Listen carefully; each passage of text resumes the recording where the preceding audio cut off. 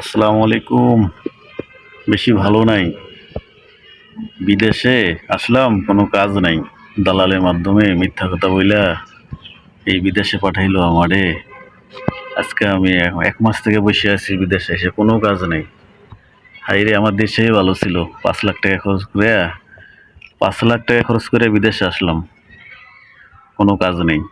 কি যে হবে, বাড়ি যাইতে পারমু কি না পারমু, খুব টেনশনে আছি। কি যে করি, দালালের কথা কেউ শুনবেন না।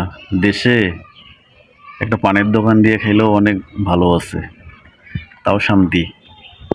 তো আমরা বিদেশে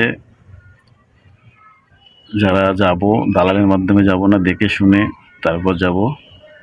আজকে আমি বুঝতেছি বিদেশে এসে আসলে কত কষ্ট।